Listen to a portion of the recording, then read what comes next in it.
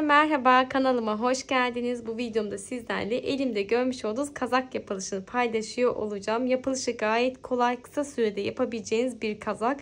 Dokusu da inanılmaz güzel oldu. Ben ipin yapısı gereği bu şekilde renkli bir kazak çalıştım. Siz farklı bir ip ile de kendinize düz kazaklar yapabilirsiniz. Ama bence bu şekilde de gayet güzel oldu. Ben çok severek çalıştım. Yumuş yumuş bir kazak oldu. S beden 36 beden için geçerli. Beden büyütmesi kolaylıkla yapabilirsiniz. Çünkü bu şekilde bir başlangıç yapıyoruz.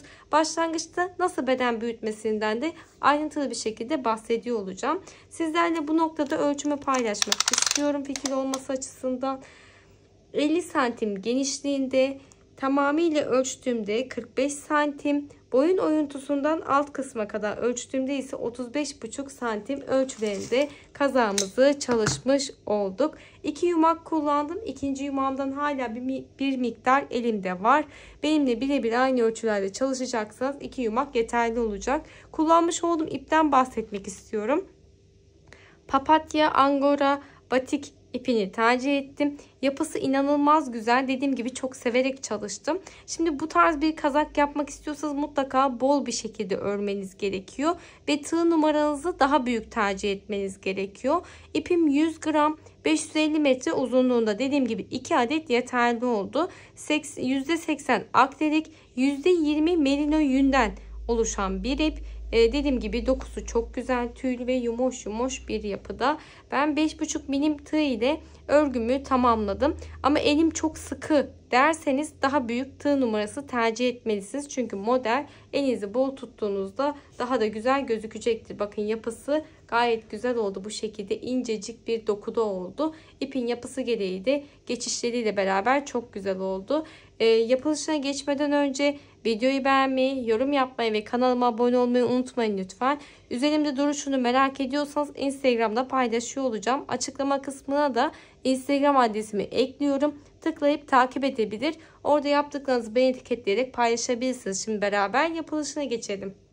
Şimdi ben sırt gövde kısmını tamamlayıp geldim. Sizlerle beraber ön gövde kısmının başlangıcını yapıyor olacağız. Çünkü arkada herhangi bir oyuntu, kesme işlemi yapmadığımız için dümdüz parçamızı ördüğümüz için o yüzden tamamladım geldim. Bakın bu şekilde sayılarımı belirleyebilmek adına.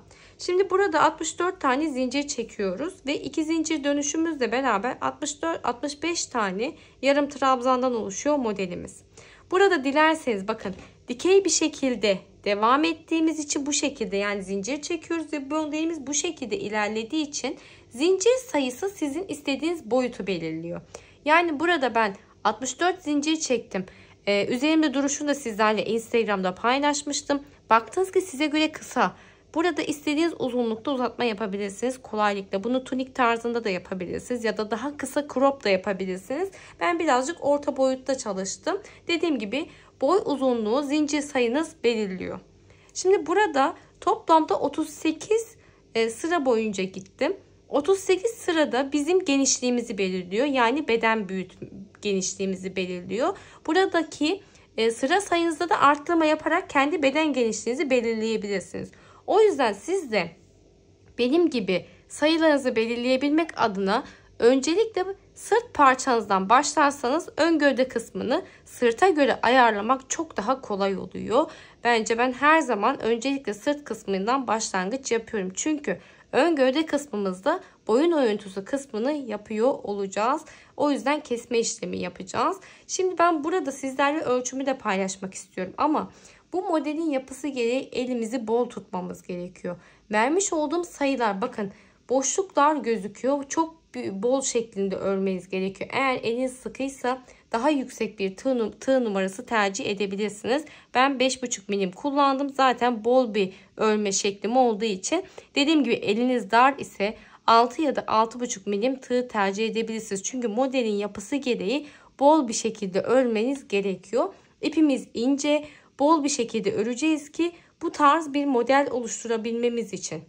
Şimdi burada hiçbir esnetme yapmadan bu şekilde olduğu haliyle ölçümü de sizlerle paylaşmak istiyorum. 49 santim genişliğinde, uzunluğu ise 46 santim uzunluğunda bir parça tamamlamış olduk. Az önce de söylediğim gibi beden büyütmesi yapmak istiyorsanız 38 sıra değil işte 40, 42, 44 ne kadar genişlikte istiyorsanız ayarlama yapabilirsiniz. Şimdi beraber bir başlangıç yapalım istiyorum. Parçamı kenarıya aldım. İpimi elime alıyorum. Tığımın ortasına yerleştirdim. Bir tane zincir çekerek başlangıcımı yaptım. Burada önemli nokta, zincirimizde bakın bu şekilde halka gibi bol bol çekmemiz gerekiyor. Elimizi sıkmamamız gerekiyor. Eğer başlangıçta zincirinizi sıkı bir yapıda yaparsanız, üzerine ne kadar bol çalışıyor olsanız da bu zincir kısmı yukarıya doğru toparlıyor olacak. O yüzden elinizi her noktada bol bir şekilde örmeniz gerekiyor. Şimdi ben toplamda 64 zincire ulaşana kadar devam ediyorum. Toplamda 64 tane zinciri çektikten sonra son zinciri parmağımla tutuyorum. 1, 2 tane zincir çekerek dönüşümü sağladım. Tığım üzerine ipimi bir kez aldım ve burada 64. zincirin içerisinden tığımı geçiriyorum. İpimi bir tık bakın uzatıyorum ve tek seferde çekip yarım trabzan yaptım. Tığım üzerine ipimi bir kez aldım. Yandaki zincirden tığımı geçiriyorum. İpimi çektim, bir tık uzatıyorum. Tek seferde çekerek yarım trabzan. Tığım üzerine ipimi bir kez aldım. Yandaki zincirden tığımı geçiriyorum. İpimi çektim. Bakın biraz uzatıyorum. Tek seferde çekerek yarım trabzan yapıyorum. Burada eşit bir uzunluk sağlamaya dikkat edelim. İpimi şöyle uzatıyorum. Bakın hafiften çekmiş oldum ipimi. Tığımızda 3 ilmeğimiz var. Hepsini beraber çekiyoruz. Tığımıza ipimi bir kez aldım. Yandaki zincire geldim. Tığımı geçiriyorum. İpimi çekip bir tık uzattım. Tek seferde çekerek yarım trabzan.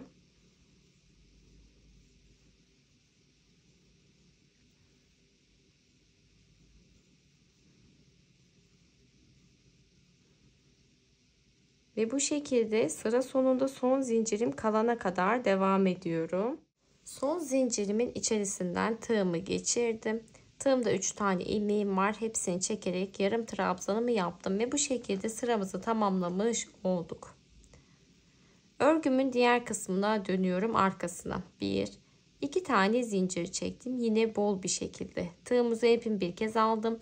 Dibindeki bakın zincir çekerek başlamış olduğum noktanın dibindeki boşluğa herhangi bir batma işlemi yapmıyorum. Burada çünkü zincirimizi bir tane yarım trabzan olarak kabul ediyoruz. O yüzden buraya batma işlemi yaparsak arttırma yapmış oluyoruz. Buraya herhangi bir batma işlemi yapmadan yandaki boşluğun bakın şu şekilde tuttuğumda 1-2 tane dal görüyoruz. Arkadaki daldan tığımı geçiriyorum. İpimi bir tık uzattım. Tek seferde çekerek yarım trabzan. Tığımıza ipimi bir kez aldım. Yandaki boşluğun arka dalından tığımı geçiriyorum. Tek dal halinde ipimi çekerek yarım trabzan yaptım. Tığımıza ipimi bir kez aldım. Yandaki boşluğun arka dalına geliyorum. Yarım trabzan. Yandaki boşluğun arka dalına geliyorum. Yarım trabzan yapıyorum. Bu şekilde her boşluğun arka dalından tığımızı geçirip bir tane yarım trabzan yaparak sıra sonuna kadar devam ediyoruz. Sıra sonuna kadar geldiğimde son boşluğumun arka dalından tığımı geçiriyorum. İpimi uzatıp tek seferde çektim. Şimdi burada son boşluğumuza batma işlemi yaparak dönüşümüzü sağlarsak sıra sonunda bir tane eksiltme yapmış oluyoruz. O yüzden tığımıza ipimi bir kez aldım. 2 zincir çekerek dönüşümüzü sağlamıştık, hatırlarsanız. Buradaki ikinci zincirin tepesinden tığımı geçiriyorum. İpimi uzatıp tek seferde çekerek yarım trabzanımı yaptım. Sıra sonunda her zaman başlangıçtaki çekmiş olduğumuz zincirlerin tepesine batma işlemi yapıyoruz mutlaka. Diğer türlü eksiltme veya arttırma yaparsak modelimizde bozulma olur. Bu kısım aklımızı karıştırıyor derseniz birkaç sıra sayarak ilerleyebilirsiniz doğru sonuç alabilmek adına. 1, 2 tane zincir çektim. Tığımıza ipimi bir kez aldım. Bakın dibindeki boşluğa değil bir sonraki boşluğun arka dalından tığımı geçiriyorum. İpimi bir tık uzatıp yarım trabzanımı yaptım. Sıra sonuna kadar yarım trabzan yapmaya devam ediyoruz. Sıra sonuna kadar geldim. Tığımıza ipimi bir kez aldım. Son boşluğumun arka dalından tığımı geçiriyorum ve ipimi tek seferde çekerek yarım trabzan. Yine tığımıza ipimi bir kez aldım. 2 zincir çekerek başladığım noktada ikinci zincirden tığımı geçiriyorum ve ipimi tek seferde çektim. Bakın düz bir görüntü elde etmiş olduk kenar kısmında. Şimdi 3. sıramızı tamamladık. 4. sıramız için örgümüzün diğer kısmına dönüyoruz. Yine 2 tane zincir çektim. Tığımıza ipimi bir kez aldım. Dibindeki boşluğa değil, bir sonraki boşluğun arka dalından başlayarak yarım trabzanlar yapıyorum sıra sonuna kadar ve yine 2 zincir çekerek dönüşümü sağlıyorum. Sırt kısmı bu şekilde istediğin sıra sayısına ulaşana kadar devam ediyor. Başlangıçta bahsetmiştim, dümdüz devam ediyoruz. Ama ön gövde kısmında boyun boşluğu oluşturacağımız için şimdi birkaç sıra boyunca bu şekilde devam edip gelelim. Şimdi boyun oyuntusu için oluşturacağımız boşluğa kadar geldim. Burada kaç sıra gittim? 2, 4, 6, 8, 10 ve 11. sıramda. Üstte boyun oyuntusu yapacağımız noktada, bakın bu noktaya kadar yarım trabzanla devam ettim ve burada saydığımda 2, 4, 6, 8, 9 tane zincirle beraber 9 tane boşluğum kaldı. Bakın sıra sonuna kadar yarım trabzanlar yaparak geldim 11. sıramda ve burada 9 tane boşluk bıraktım. Şimdi bakın sırt kısmını yaptıktan sonra buraya 2 tane ilmek belirleyici taktım. Ne kadar açıklık olsun istiyorsanız kendinize göre bir ayarlama yapabilirsiniz. Ben bunu üzerime tuttuğumda hemen şöyle elimle tuttum, ne kadar açıklık olsun istiyorum diye saydım ve 11 sağda 11 tane solda bıraktım. Ortadakiler ise benim boyun oyuntusu için bırakmış olduğum boşluk. Ortada kaç boşluğum kaldı? 2, 4, 6, 8, 10, 12, 14, 15 ve 16 sırayı orta kısımda bıraktım boyun oyuntusu boşluğu için. Tamamıyla kendime göre bir ayarlama yaptım. Siz de bu şekilde ayarlamanızı yapabilirsiniz. Şimdi 11 sıra gittikten sonra devamında 11. sıramın 9 tane boşluk bırakmıştım. Şimdi bu noktadan dönüşümü sağlıyorum. Keskin bir boşluk bırakma olsun istemediğim için burada bir tane daha ilmeğimi keseceğim. Nasıl yapıyorum? 1, 2 tane zincir çektim. Tığımızı ipimi bir kez aldım. Dibindeki boşluğa batma işlemi yapmıyorduk. Arka daldan tığımı geçiriyorum. İpimi çektim. Bakın bu şekilde. Tığımızı ipimi bir kez aldım. Yandaki boşluktan tığımı geçiriyorum. İpimi çektim. İlmeklerimin hepsi tığımda. Hepsini beraber çekerek bir tane eksiltmemi yaptım. Devamında her boşluğun arka dalına yarım trabzan yaparak devam ediyorum. Ta ki sıra sonuna kadar dönüp geliyorum. Şimdi kesme işlemi yapmış olduğum noktaya kadar geldim. Sıra sonundaki zincirin içerisinden tığımı geçiriyorum. Bir tane yarım trabzan yaparak sıramı tamamladım. Şimdi örgümüzün arka kısmına dönüyoruz. Burada bir tane daha eksiltme yapacağız. 1, 2 zincir çektim. Tığımızı ipimi bir kez aldım. Dibindeki boşluğa herhangi bir batma işlemi yapmadan yandaki boşluğun arka dalından tığımı geçiriyorum. İpimi uzattım. Çekmedim, tığımda bıraktım. Yandaki boşluktan geçirdim. İpimi çekiyorum ve hepsini beraber tek seferde çekerek kesme işlemi yapmış oldum. Eksiltme işlemi yapmış oldum. Devamında sıra sonuna kadar herhangi bir kesme işlemi yapmadan her boşluğa bir tane yarım trabzan yaparak devam ediyorum. Şimdi şöyle bir düzeltip göstermek istiyorum. Bu kadar açıklık yetiyor. Burada 9 tane bırakmıştım. Bir tane kesme işlemi, bir tane daha yaptım. Beraber 11 tane kesme, 11 tane ilmek azaltma yapmış olduk. Bence yeterli bir açıklık oldu. Çok kapalı hissediyorsanız bu şekilde bir ya da 2 tane daha kesme işlemi yapabilirsiniz ya da buradaki açıklığınızı daha fazla bırakabilirsiniz. Şimdi arada söylemiştim az önce sizlere 16 tane benim 16 sıra boşluğum vardı. Beraber bu şekilde 4. sıramıza başladık. 16'dan 4 tane çıkıyoruz. Çünkü sondaki 4 sıramda yine eksiltme yapıyor olacağım. Sonda 4 tane, daha doğrusu sıram kalana kadar herhangi bir eksiltme, arttırma yapmadan her boşluğa bir tane yarım trabzan yaparak devam edip geliyorum. Şimdi 12. sıramı tamamladım ve 13. sıramda yaka kısmına kadar geldim. Burada arttırma yapacağız. Aynı başlangıçta 2 tane azaltma yaptığım gibi burada da 2 tane arttırma yapıyor olacağım. Şimdi son boşluğumdan arka daldan tığımı geçiriyorum. 1, 2 tane yarım trabzan yaptım. Daha sonrasında burada ikinci zincirin tepesine dönerek bir tane yarım trabzan yaparak sıramı tamamlıyorum. Şimdi burada herhangi bir arttırma yapmayacağız. 2 tane zincir çektim. Tığımızı ipimi bir kez aldım. Dibindeki boşluğa değil bir sonraki boşluğun arka dalından tığımı geçiriyorum. Bir tane yarım trabzan. Yandaki boşluğun arka dalına geliyorum. Bir tane yarım trabzan. Bu şekilde her boşluğun arka dalına bir tane yarım trabzan yaparak devam edelim. Daha sonra dönüşümüzü sağlayıp yine bu noktaya kadar devam ediyoruz.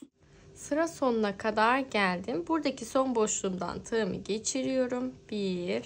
Aynı boşluğa tekrardan dönerek 2 tane yarım trabzanımı yaptım ve sondaki ikinci zincirin içerisinden de tığımı geçirip bir tane yarım trabzan yapıyorum. Şimdi 2 eksiltme yaptığım için 2 tane arttırma yaptım. Artık tamamlamış olduk. Şimdi hatırlarsanız boyun oyuntusu kısmında 16 sıra boyunca gitmemiz gerekiyordu. Şu an beraber 15. sıramızı tamamladık. Dönüşümü sağlayacağım. 16. sıramı tamamlıyor olacağım.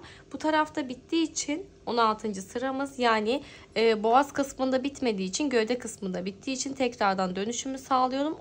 14. sıramızda zincir çekerek devam ediyor olacağız. Yani buradaki boş bırakmış olduğumuz ilmekleri buraya zincir çekerek ilave ediyor olacağız. Şimdi sıra sonuna kadar gidiyorum. Sıramı tamamladıktan sonra tekrar dönüşümü sağlayıp geliyorum bu noktaya kadar. Şimdi sıra sonuna kadar geldim. 17. sıramın sonundayım. Arada 16 tane sıramız olması gerektiğini az önce de bahsetmiştim. Burada benim zincir ilave etmem gerekiyor. Ama bir alt sırada ediyor olmam gerekiyor. Şu anda yani üzerine devam etmem gerekiyor 17. sıramda.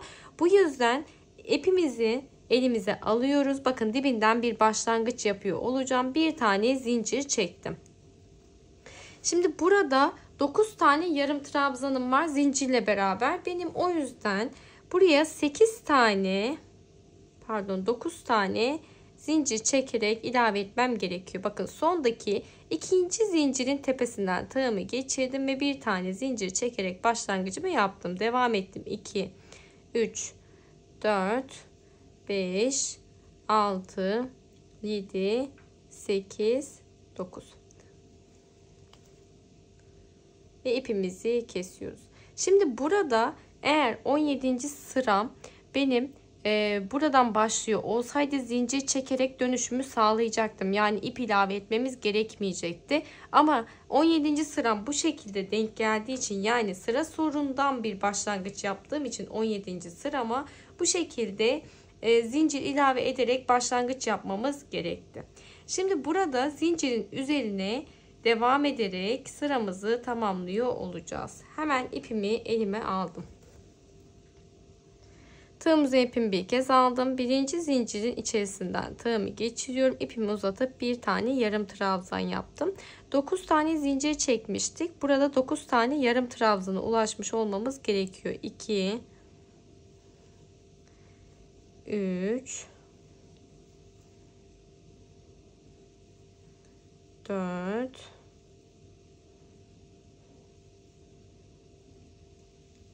5, 6,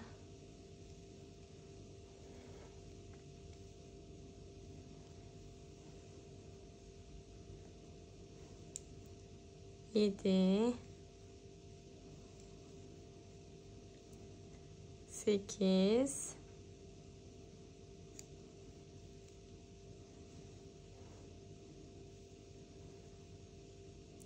ve son zincirimin içerisinden de şöyle birazcık zorluyor. Son zincirimin içerisinden de tığımı geçirdim. 9 tane yarım trabzan yaparak tamamlamış oldum. Şimdi burada örgümün arkasına dönüyorum. 2 tane zincir çektim. Tığımızı ipimi bir kez aldım. Dibindeki boşluğa değil bir sonraki boşluğun tepesine, arka dalına batarak başlangıcımı yapıyorum. Şimdi buradan itibaren artık herhangi bir arttırma ya da eksiltme yapmıyoruz. Yani buradaki gibi eşit uzunluğa gelmiş olduk omuz kısmı için. Kaç sıra boyunca gidiyoruz? 2, 4, 6, 8, 10. 10 sıra boyunca giderek ön gövde kısmını tamamlayıp geliyoruz. 10 sıra boyunca giderek sıra sonunda bir tane zincir çektim ve ön gövde kısmını tamamlamış olduk. Bahsetmiştim, arka gövde kısmı dümdüz bir parça halinde yapıyoruz diye. Şimdi sıra geldi kol yapımına. Kolda lastik ile kol örme işlemini beraber yaparak sıra sonunda tamamlıyor olacağız. Şimdi burada ben kendi kol ölçüme göre bir uzunluk belirledim. Aynı gövdedeki gibi 62 zincir benim için yeterli oldu. Dilerseniz bu noktada çekmiş olduğunuz zinciri kolunuza ölçerek de kol uzunluğunuzu belirleyebilirsiniz. Dediğim gibi tamamıyla kendi kol ölçüme göre ayarlamış olduğum bir sayı. 62 tane zincir çekerek başlangıcımı yapıyorum. Zincirimi de bakın yine bol bir şekilde çekiyorum. Diğer türlü sıkı bir zincir çekme işlemi yaparsanız toparlama yapacağı için görüntü olarak çok güzel gözükmeyecektir. Bakın bol bir şekilde 62 zincire ulaşana kadar devam ediyorum. 62 tane zincire ulaştıktan sonra son zinciri parmağımla tutuyorum. 2 tane zincirimi çekerek dönüşümü sağlıyorum ve burada 62. zincir içerisinden tığımı geçirdim. İpimi çekiyorum. Tek seferde çekerek bir tane sık iğne yaptım. Zincirle beraber 2 tane sık iğne yapmış olduk. Yandaki zincire geliyorum. İpimi tek seferde çektim. 3. Yandaki zincire geldim. 4. Yandaki zincire geliyorum. 5. 6 ve 7. Zincirle beraber 7 tane sık iğne yapıyorum. Burası bizim kol lastiği için oluşturmuş olduğumuz kısım. Her seferinde dönüşlerimizde burada başlangıçta sık iğne, üzerine ilmek yürütme, sık iğne şeklinde devam ediyor olacağız. Sadece lastik kısmı için geçerli. Şimdi bu şekilde 7 tane sık iğnemi yaptıktan sonra tığımı üzerine ipimi bir kez aldım. Yandaki zincire geliyorum. İpimi bakın uzatıyorum ve tek seferde çekerek yarım trabzanımı yaptım. Ve hemen buraya bir tane ilmek belirleyici takıyorum ki lastik kısmında atlama yapmayalım. Tığımıza ipimi bir kez aldım. Yandaki zincir içerisinden tığımı geçiriyorum. İpimi tek seferde çektim. Tığımıza ipimi bir kez aldım. Yandaki zincir içerisinden tığımı geçiriyorum. İpimi biraz uzattım. Tek seferde çekerek yarım trabzanımı yapıyorum.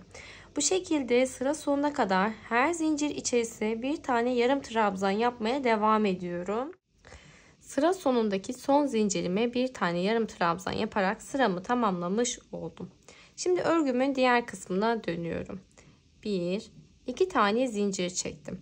Tığımıza ipimi bir kez aldım. Dibindeki boşluğa herhangi bir batma işlemi yapmadan bakın ikinci boşluğumuzun arka dalından tığımı geçirdim. İpimi tek seferde çekip yarım trabzan. Tığımıza ipimi bir kez aldım. Yandaki boşluğun arka dalından tığımı geçiriyorum. Tek seferde çekip yarım trabzan. Tığımıza ipimi bir kez aldım. Yandaki boşluğa geldim. Arka daldan tığımı geçiriyorum. İpimi biraz uzatıp tek seferde çekiyorum. Tığımıza ipimi bir kez aldım. Yandaki boşluğun arka dalına geldim. Tek seferde çekerek yarım trabzanımı yaptım. Bu şekilde her boşluğun arka dalına bir tane yarım trabzan yaparak sıra sonuna kadar devam edelim. İlmek belirleyicimin olduğu noktaya kadar geldim. Burada ilmek belirleyicimi çıkartıyorum. Son boşluğuma yarım trabzanımı yapmıştım. Devamında benim 7 tane boşluğumun olması gerekiyor. Çünkü 7 tane lastik kısmı için ayırmıştık. 2, 4, 6 ve sondaki zincirle beraber 7 tane boşluğum var. Şimdi bir alt sırada sık iğne yapmıştık. Bu sıramızda ilmek yürütme yaparak devam ediyoruz. Son yarım trabzandan sonra bakın hemen yandaki boşluğun arka dalından tığımı geçiriyorum. İpimi çekip ilmeğimi içerisinden geçirerek ilmek yürütme. Yandaki boşluktan tığımı geçirdim. İpimi çekip ilmeğimin içerisinden geçiriyorum. Yandaki bakın boşluğun arka dalından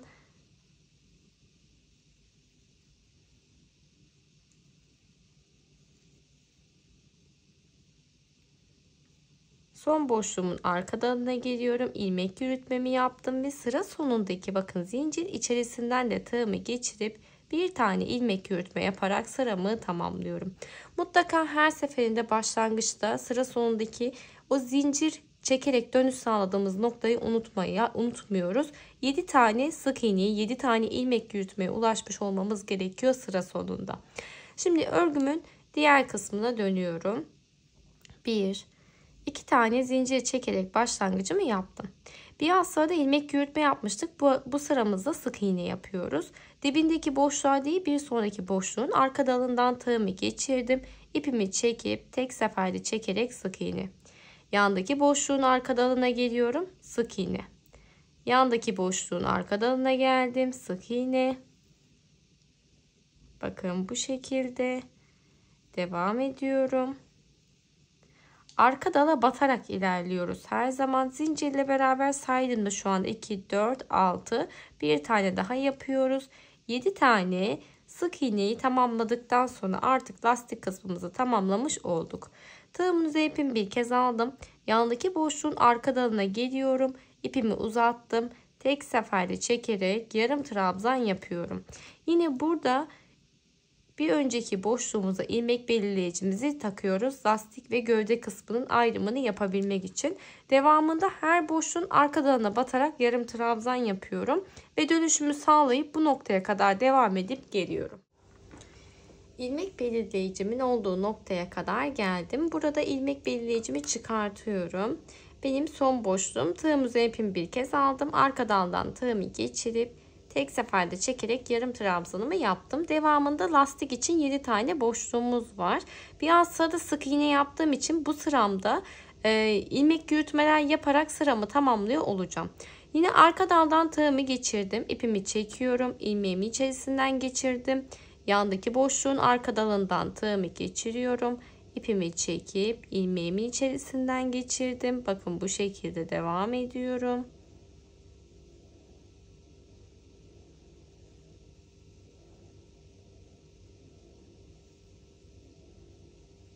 Ve sıra sonundaki zincir çekerek dönüş sağladığım noktada zincir içerisinden de tığımı geçirip ilmek yürütmemi yaparak 7 tane ilmek yürütme yapmış oldum. Örgümün diğer kısmını dönüyorum. 1 2 tane zincir çektim. Dibindeki boşluğa değil bir sonraki boşluktan tığımı geçiriyorum. Tek seferde çekerek sık iğne. Yandaki boşluğun arka dalına geldim. Sık iğne. Zincirle beraber 3 tane sık iğne yaptım. Devam ediyorum. 4 5 6 ve 7. 7 tane sık iğne yaptıktan sonra lastik kısmını tamamlamış olduk. Tığımın ipimi bir kez aldım. Birinci boşluğun arka dalından tığımı geçiriyorum. İpimi bir tık uzatıp tek seferde çekerek yarım trabzan yaptım. Ve bu şekilde sıra sonuna kadar yarım trabzanlar yaparak devam ediyoruz. Sıramızı tamamladıktan sonra dönüşümü sağlıyorum. Burada 7 tane boşluğum kalana kadar ve burada sık iğne yaparak başlangıç yaptığım için dönüşümde yine ilmek yürütmeler yaparak bitiriyorum. Devamında yine sık iğne yaparak başlangıç yapıyorum. Bu hep bu şekilde devam edecek ta ki istemiş olduğumuz kol genişliğine ulaşana kadar. Şimdi istediğim boyuta ulaşana kadar devam edip kolu kestim. Bakın ipimi uzun bırakıp burada tamamladım. Dikmek için ipimizi bir tık uzun bırakıyoruz. Şimdi burada ben toplamda bakın beraber sayalım istiyorum şu şekilde açıkken 2, 4, 6, 8, 10, 12, 14, 16, 18, 20, 22, 24, 26, 28, 30, 32, 34, 35 sıra boyunca gittim. Benim için yeterli genişlikte oldu. Burada aynı şekilde modelize devam ederek daha da balon bir kol çalışabilirsiniz. Tamamıyla tercih meselesi. Elimizi yeteri kadar bol tutmamız gerekiyor. Diğer türlü benimle birebir aynı ölçülerde çalışmıyor olabilirsiniz. Ben burada sizlerle ölçümü de paylaşmak istiyorum. Bakın bu şekilde olduğu haliyle hiç esnetme yapmadan ölçtüğümde 46 santim genişliğinde tamamlamış olduk. Uzunluğumuz ise 42 santim. Burada yine aynı şekilde boy uzatması da çalışabiliyorsunuz. Kolun bir tanesi bu şekilde yapmış olduk. Beraber diğer kolu da aynı şekilde çalışıp geliyoruz.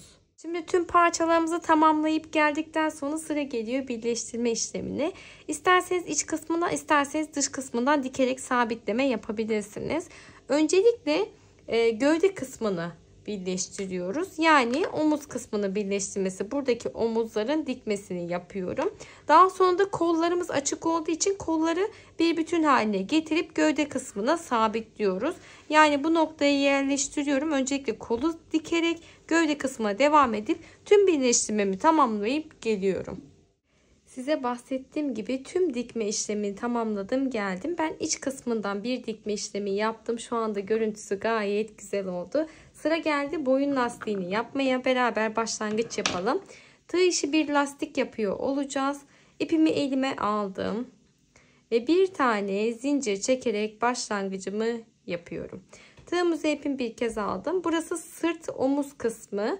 Hemen sırt kısmından birinci boşluktan tığımızı geçirip bir tane ikili trabzan yaparak başlangıcımı yaptım. Tığımızı ipimi bir kez aldım. Yandaki boşluğa geliyorum. Bir tane ikili trabzan. Yandaki boşluğa geliyorum. Bir tane ikili trabzan yapıyorum. Şimdi burada yatay ikili trabzanları görüyoruz. Bakın bir de başlangıç noktaları var. Ben başlangıç noktasına da ikili trabzan yapıyorum. Ve boşluğun içerisine de ikili trabzan yapıyorum. Burada eğer baktınız ki çok toparlama oluyor, kasma oluyor. Bu yatay ikili trabzanlar, daha doğrusu burada yarım trabzanlar yapmıştık. Yatay bulunan boşluk içerisine 2 tane ikili trabzan yaparak da geçişinizi sağlayabilirsiniz. Tamamıyla elinizin ayarına göre bir ayarlama yapmanız gerekiyor bu noktada. Şimdi konuşurken devam ediyorum.